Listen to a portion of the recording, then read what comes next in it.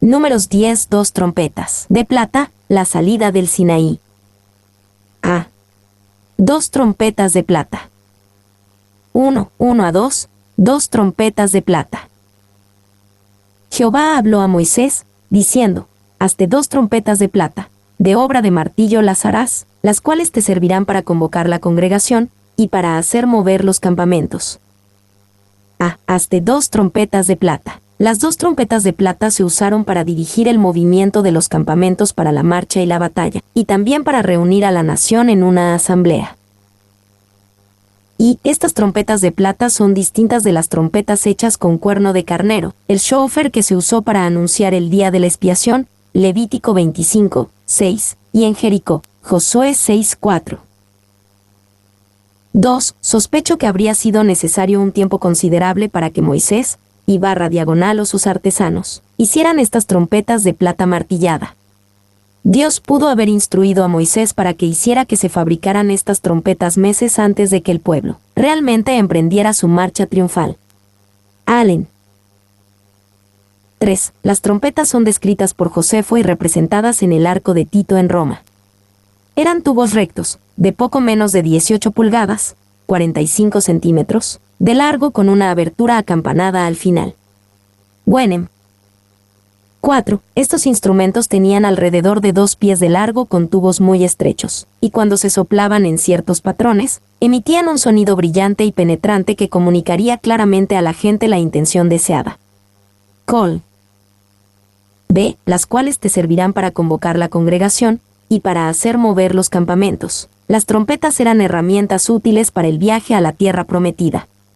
Sin ellas, sería difícil reunir a la nación y marchar hacia Canaán.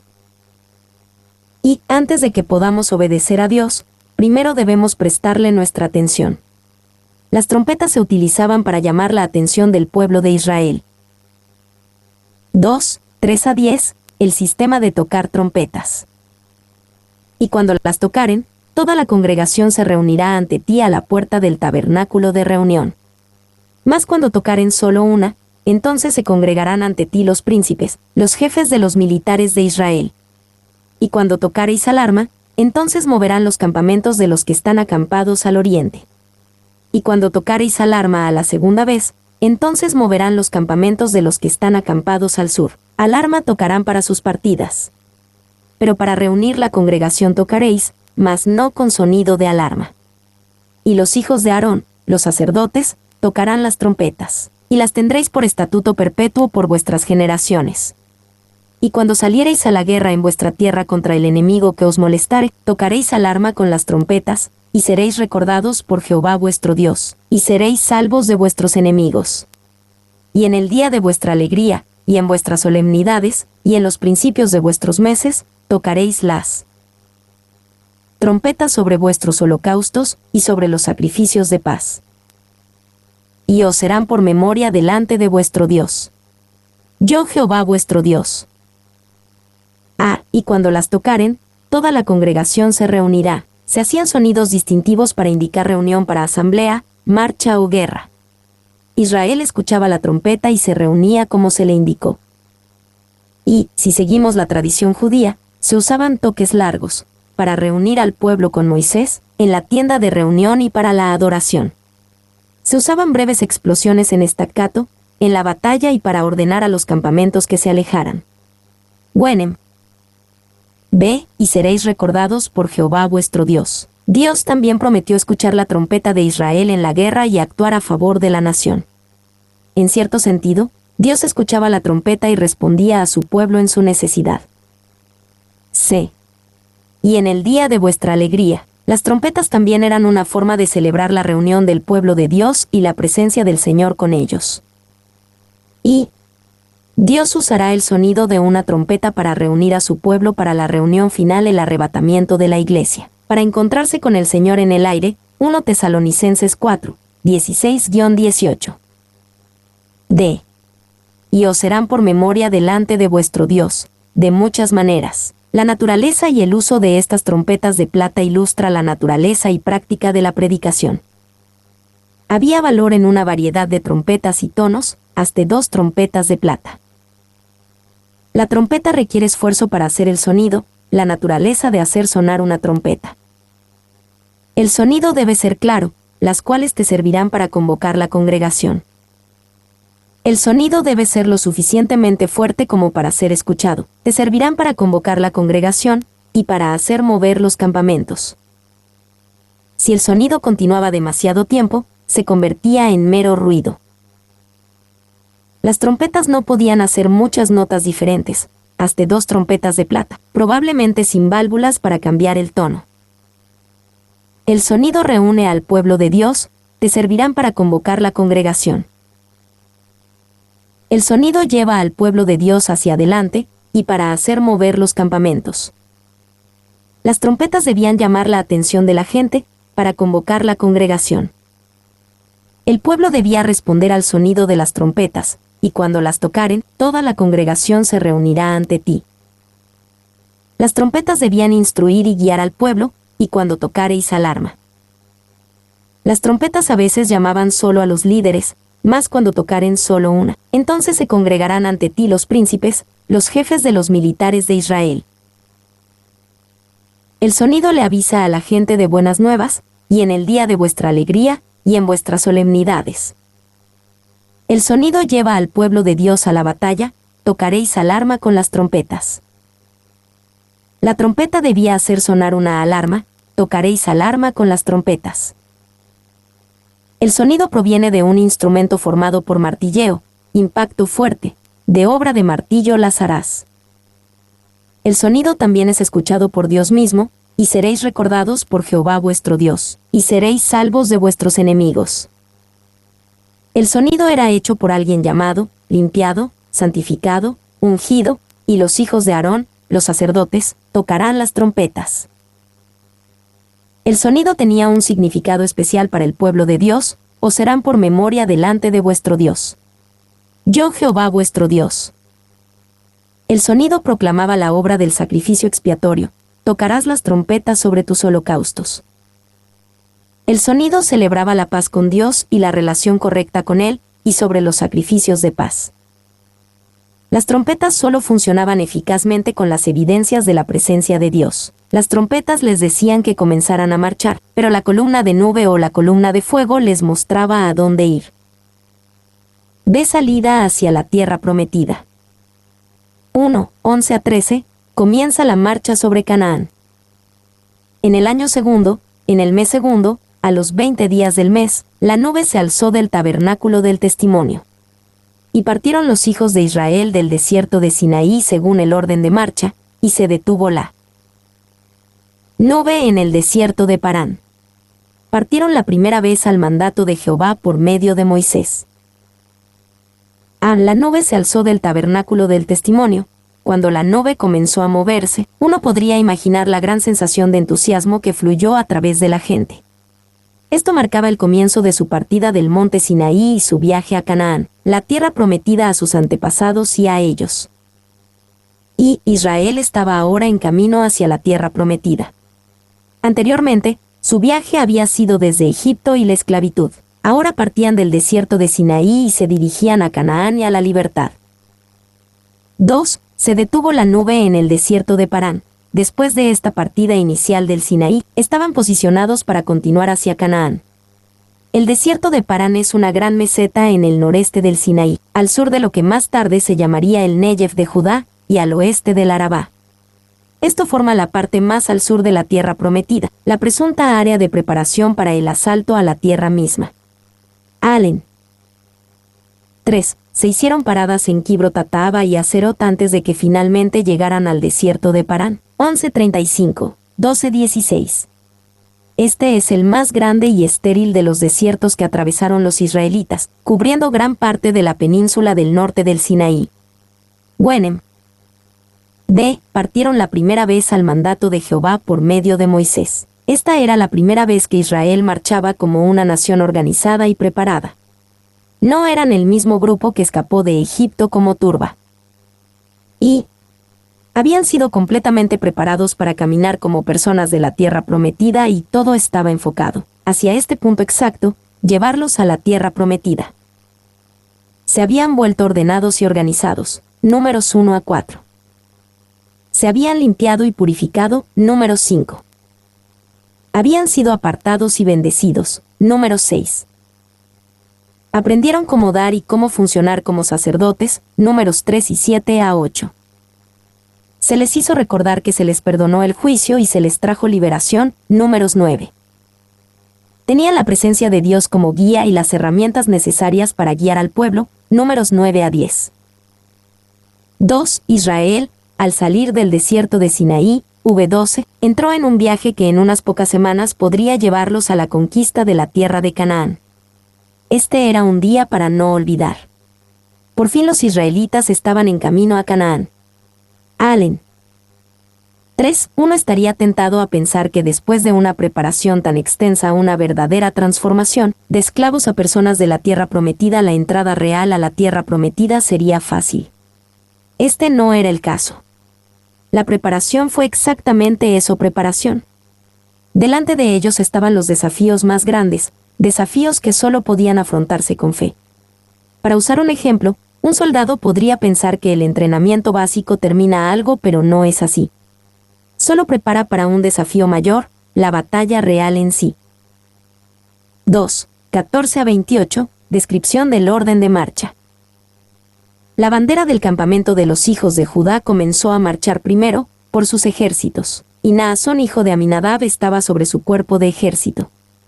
Sobre el cuerpo de ejército de la tribu de los hijos de Isaacar, Natanael hijo de Suar. Y sobre el cuerpo de ejército de la tribu de los hijos de Zabulón, Eliab hijo de Elón. Después que estaba ya desarmado el tabernáculo, se movieron los hijos de Gersón y los hijos de Merari, que lo llevaban. Luego comenzó a marchar la bandera del campamento de Rubén por sus ejércitos, y Elisur hijo de Sedeur estaba sobre su cuerpo de ejército. Sobre el cuerpo de ejército de la tribu de los hijos de Simeón, Selumiel hijo de Surisadai. Y sobre el cuerpo de ejército de la tribu de los hijos de Gad, Eliasaf hijo de Duel. Luego comenzaron a marchar los coatitas llevando el santuario, y entre tanto que ellos llegaban, los otros acondicionaron el tabernáculo. Después comenzó a marchar la bandera del campamento de los hijos de Efraín por sus ejércitos, y Elisama hijo de Amiud estaba sobre su cuerpo de ejército. Sobre el cuerpo de ejército de la tribu de los hijos de Manasés, Gamaliel hijo de Pedasur. Y sobre el cuerpo de ejército de la tribu de los hijos de Benjamín, Abidán hijo de Gedeoni. Luego comenzó a marchar la bandera del campamento de los hijos de Dan por sus ejércitos, a retaguardia de todos los campamentos, y Aiezer hijo de Amisadai estaba sobre su cuerpo de ejército. Sobre el cuerpo de ejército de la tribu de los hijos de Aser, Pagiel hijo de Ocrán. Y sobre el cuerpo de ejército de la tribu de los hijos de Neftalí, Aira hijo de Enán. Este era el orden de marcha de los hijos de Israel por sus ejércitos cuando partían. La bandera del campamento de los hijos de Judá comenzó a marchar primero. Ellos marcharon según el orden que Dios había mandado anteriormente en el libro. Esto significa que tomaron la palabra de Dios en serio y la siguieron con exactitud como deberían hacerlo aquellos que recibirán las promesas de Dios. B. Después que estaba ya desarmado el tabernáculo, después de que se construyó por primera vez al pie del monte Sinaí, esta fue la primera vez que el tabernáculo fue desarmado y transportado. Todo se hizo como Dios ordenó, y cada familia de levitas asumió el papel que les había sido asignado. C. Cuando partían, este era solo el comienzo. Israel tenía muchos más desafíos de fe por delante. Hasta este punto, el comienzo de su viaje, el registro de números muestra una obediencia constante. No estamos preparados para la posterior desobediencia y rebelión de Israel, y para la amarga verdad de que todos esos hombres majestuosos mencionados en estos versículos morirán en el desierto entre una generación de incredulidad, sin la voluntad de aceptar la promesa de Dios de entrar en Canaán. 3. 29 a 32, Moisés apela a su cuñado para que se quede con Israel. Entonces dijo Moisés a Hobab, hijo de Raguel Madianita, su suegro, nosotros partimos para el lugar del cual Jehová ha dicho, yo os lo daré. Ven con nosotros, y te haremos bien, porque Jehová ha prometido el bien a Israel. Y él le respondió, yo no iré, sino que me marcharé a mi tierra y a mi parentela. Y él le dijo, te ruego que no nos dejes, porque tú conoces los lugares donde hemos de acampar en el desierto, y nos serás el lugar de ojos. Y si vienes con nosotros, cuando tengamos el bien que Jehová nos ha de hacer, nosotros te haremos bien. Ven con nosotros, y te haremos bien. Moisés era un líder lo suficientemente sabio como para conocer sus limitaciones y saber que necesitaba ayuda. Moisés sabía que la ayuda de Dios a menudo proviene de hombres como su cuñado Hobab. Y que aunque Israel era guiado por Dios, aún así necesitaba ayuda de hombres como Hobab. Dios lo planea de esta manera, a menudo arreglando su ayuda para que venga, al menos en parte, a través de personas a las que Él ha dispuesto para que nos ayuden. 2. No necesitaban que Hobab les dijera dónde ir, la columna de nube y fuego hacía eso. El conocimiento y la experiencia de Hobab ayudaban a encontrar agua, comida potencial, combustible y otras cosas en los lugares donde el Señor les indicara que marcharan y acamparan.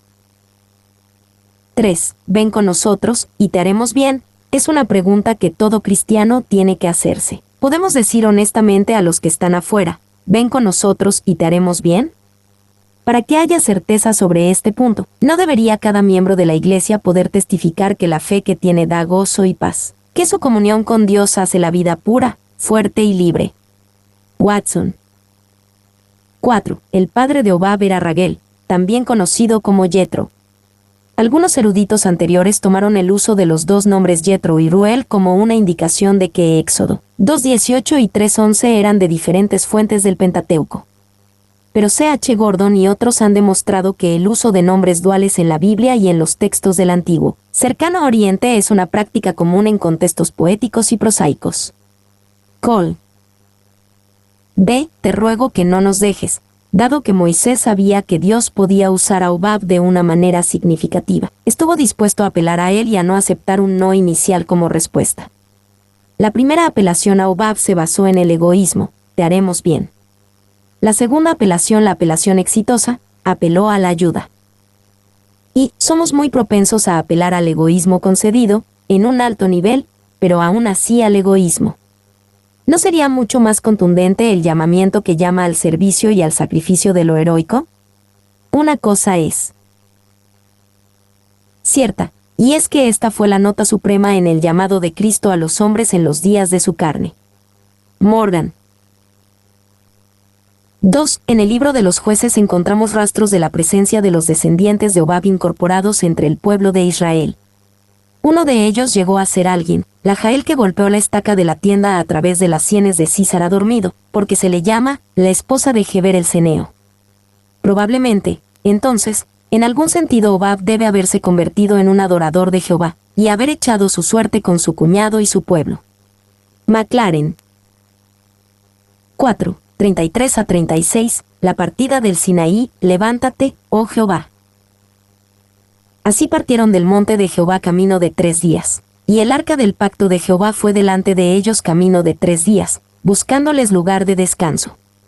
Y la nube de Jehová iba sobre ellos de día, desde que salieron del campamento.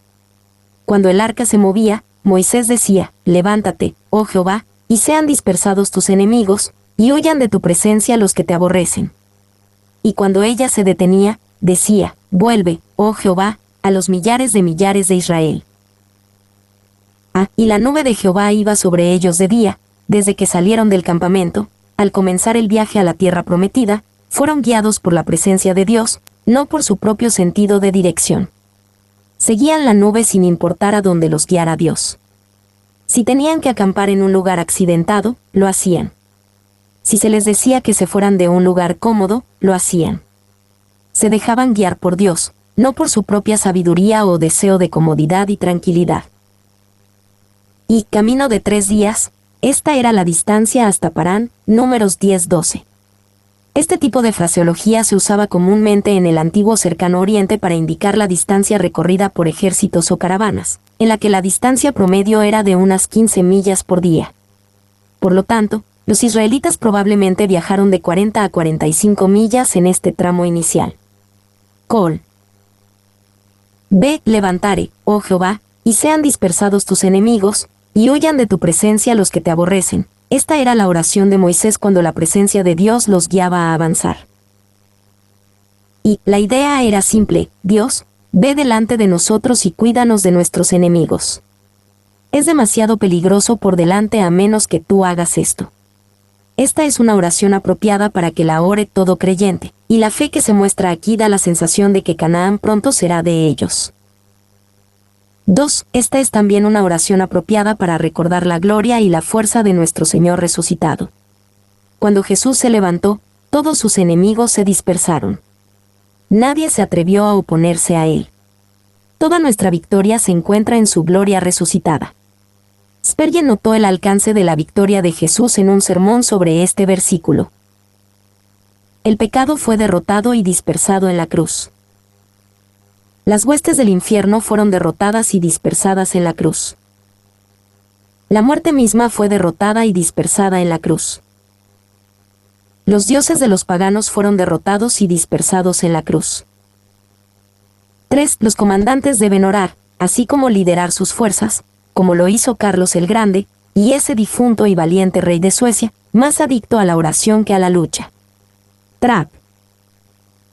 4. No cito esto excepto como una imagen e ilustración de la historia de toda la Iglesia.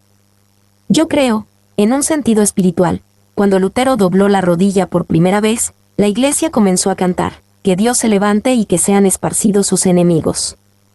Cuando Knox en Escocia defendió la gloria del nombre de Jesús, no se dijo una vez más, oh Dios, levántate, que los que te aborrecen huyan delante de ti. Cuando Whitefield y Wesley, evangelistas seráficos de Jesucristo, pasaron por esta tierra, ¿no fue este el cántico mismo de Israel? Oh Dios, levántate, y sean dispersados tus enemigos, y no será nuestro hoy. Spurgeon. Spurgeon también vio esto como una buena oración para el misionero de primera línea y el que trabaja en lugares difíciles. ¿Estás sirviendo a Dios en alguna obra en particular donde muchos buscan deshacer todo lo que puedes lograr? ¿Eres un misionero de la ciudad y trabajas en medio de una cueva de iniquidad? ¿Parece que lo que haces en un día otros deshacen en una hora? Llévalo al trono de la gracia. Di, levántate, Señor, y que tus enemigos sean dispersados. Spurgeon. Di. La fe que Moisés afirma con tanta confianza contrasta irónicamente con lo que sucede en los capítulos siguientes. Mientras que Moisés está seguro de que Dios hará el bien a Israel, el pueblo comienza a quejarse del mal 11:1 que él está haciendo. Moisés ora para que todos los enemigos de Dios sean dispersados. Los espías declaran que Israel será derrotado. Capítulo 13. La conclusión triunfal de este capítulo profundiza la conmovedora tragedia de las escenas siguientes. Wenham. C. Vuelve, oh Jehová, a los millares de Israel. Esta era la oración de Moisés cuando la nube de la presencia de Dios se detenía e indicaba el lugar para acampar. Entonces Moisés oraba, aquí acampamos, Señor. Quédate con nosotros. Y nos iremos tú y yo a casa y haremos esta oración solos, haciéndonos fervientemente de los cuernos del altar de Dios.